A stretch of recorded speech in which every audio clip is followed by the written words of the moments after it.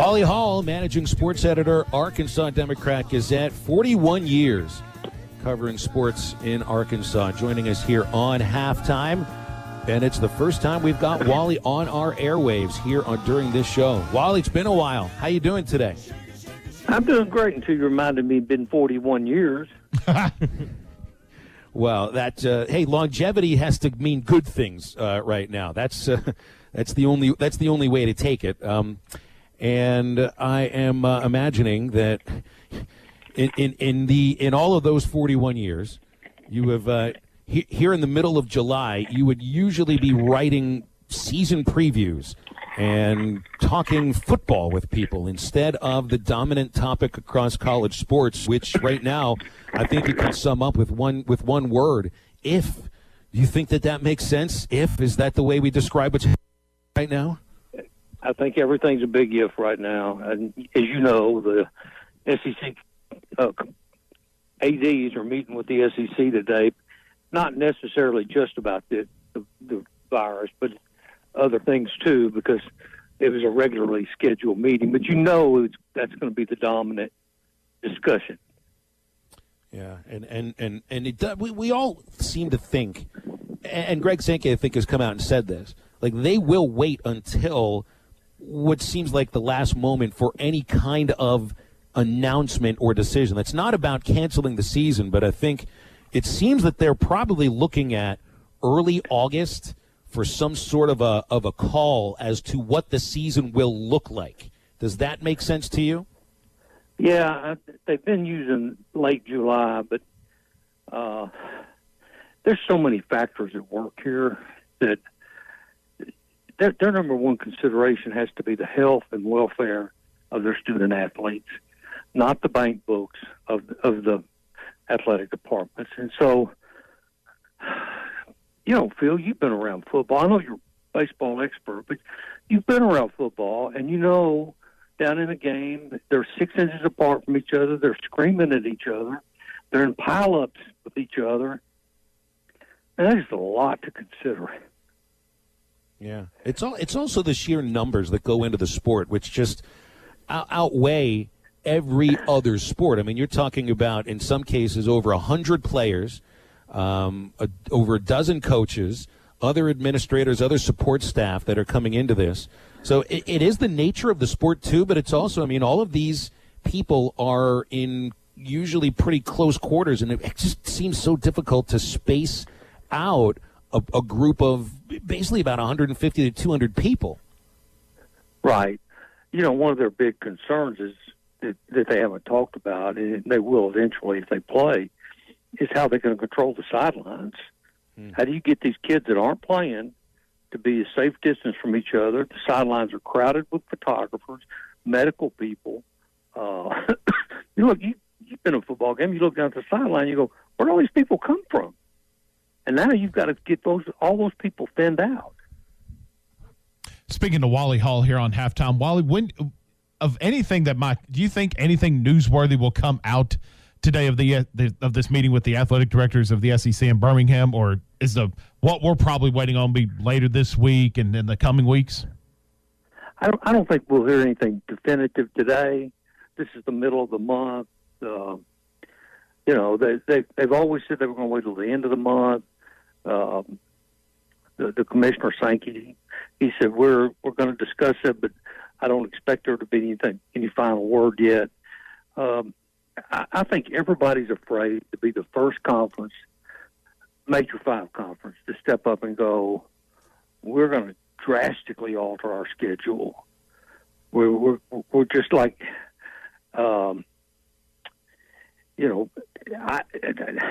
there's so many possibilities that perhaps the Ivy League had the best idea. Let's wait till the spring. Let's wait till March, April, and May to play football. We still get our games in. The seniors still get to be seniors.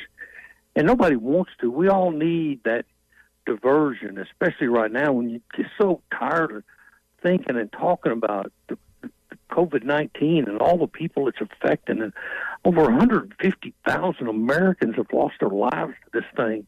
That's 3 times as many that died in Vietnam, and that lasted at least 10 years we know of.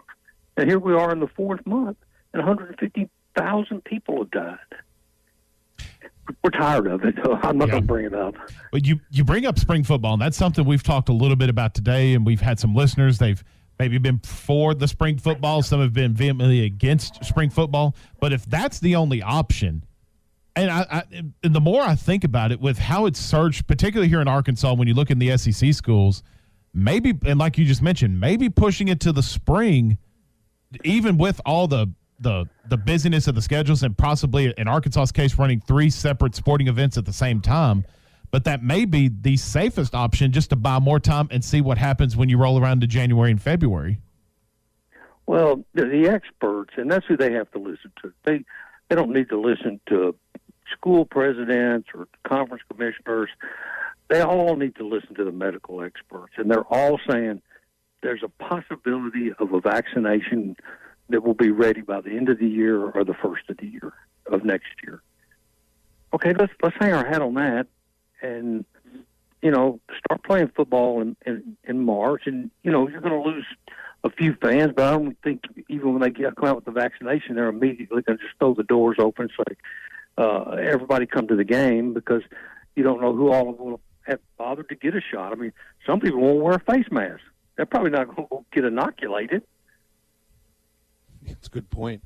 I wonder if you notice how each conference is doing things on their own here, because, the power structure, for lack of a better term, in college football is so diffused that there is no one person or one organization that is the umbrella over all of it. And I think in the other sports there are. It's usually those who run the tournaments.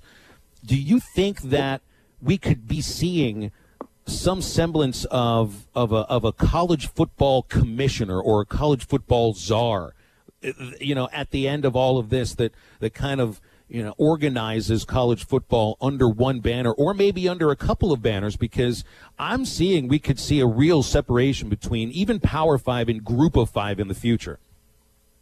No doubt. The Power 5 won't admit it, but they've long looked for a reason to break off on their own and get out from under the NCAA umbrella and having to share their revenues. And so this could be the thing. This could be they said this is, we're taking a big pay cut because we're playing fewer games.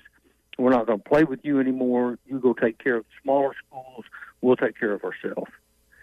And the NCAA, they sanction bowls, but they don't run bowls. The only thing they actually do, I think, is the College World Series and the NCAA basketball tournament. Mm-hmm. That's been the only thing that's kind of, not necessarily maybe have rubbed me the wrong way, but you haven't heard, and like you said, they don't really run a lot of what's happening right now, but where's Mark Emmert been this whole time? And maybe just a statement or just something just to kind of like try to bring everybody together. I get you need to do it differently because there's a difference between how the SEC is going to handle this versus the Pac-12 or the Big Ten or something like that. But it just seems odd to me that you haven't heard one iota from Mark Emmert about anything that's been happening right now. No, he's not taking a leadership role. It's probably going to end up costing him because it's been mentioned before. He's gotten some national criticism for not taking on the leadership role. I tell you guys, this whole thing is it's really scary. It's, I'm a sports writer. Of course I want him to play football. I need something to write about. It's like you said when you came on the air, normally at this time of the year, I'm writing about who's going to be the quarterback. Now I'm writing about, are they going to play? So everybody wants them to play. It's just you got to make the best decision for everybody. And it starts with the student athlete and their welfare. You can't expose them to a virus that could potentially kill them. And I know it doesn't kill young people like it does people my age, but still, there's obviously certain strains of it. Some people are in the hospital a week, and some people are in the hospital for 6 weeks. So you can't pick, hey, I'm going to take a week here, and then I'll be over it. You might get the 6-week version. So the whole thing, my strongest opinion on this is listen to the experts. Yep. Just listen to the medical experts. And that's who I think the conferences are listening to more than anybody else. Wally, I guess, 2020's obviously been a forgettable year, but it did start with a bang for you. The Burt McGrane Award, sort of a Lifetime Achievement Award for the Football Writers Association of America. What did being awarded that mean to you, for all the time that you've spent not just covering the Razorbacks, but, what you've done serving the Football Writers Association as well? Well, it's one of the biggest honors a sports writer can get. It's decided by the members of the Football Writers Association, which has about 1,400 members. And it was a big honor. It was a great weekend. But honestly, I'm going to remember 2020 for a lot of things other than that. Mm-hmm. We've lost Kobe Bryant. We lost Eddie Sutton. Charles Ripley he's gone. Ron Crawford's in hospice and not expected to live long. Instrumental people in Arkansas or who Arkansas really looked up to and admired and appreciated. It's been so much death this year. It really has. It has. What's it been like, piecing together a sports page? When people ask us, how do you do a sports talk show when you don't have sports? We end up having conversations and everything. You guys have to write stories, like focused stories on real topics. You can't just jack around the way that we do for 2 hours. So, obviously, you have very talented writers. You got to lean on them. But I imagine this has been a bit of a chore. Well, this is where we've had a real advantage. Bob Holt's been covering the Razorbacks 38 years. He has a real familiarity with them, just an expertise going back 38 years. Tom Murphy's been with us about 12 or 14 years. He's got that same thing. So they've been able to interview and create stories in a slow period that has helped us not just survive, but thrive. As you know, we've gone to the iPad initiative, and it's going over very, very well. It's really been successful, probably exceeded everybody's expectations. But I got to give all the credit to this daily sports section, to the staff. Everybody's working so hard. And Matt, Phil, they're working from home. Yeah. Everybody's working from home. So it's not like you're sitting there as the assistant sports editor and you go, hey, turn that page. We got to move it right now.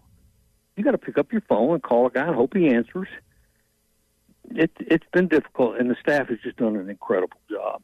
Well, I got to tell you, I really enjoyed the series about the top 10 Razorback baseball players in their professional careers. I thought that was great. No. I did. You knew I would. Did you really, Phil? Yeah, and I loved your piece about Kevin McReynolds. Wally, I wish you wrote more about baseball. I loved your column about Kevin McReynolds.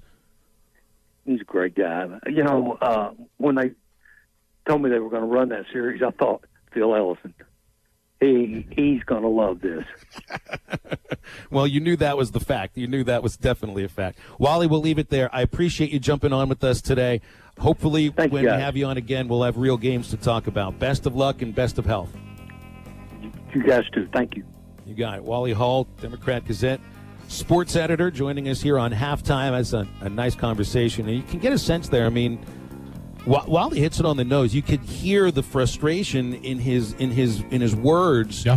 Because you really can talk yourself into a circle, spin yourself into the ground, going through all the reasons why you want to play, but then knowing at the end of this, if it's really supposed to be about player safety, about the well-being of these student athletes, if coaches are really telling parents, I'm going to treat your son like he's my own son, when it comes right down to that, man, that sort of outweighs everything else, unfortunately.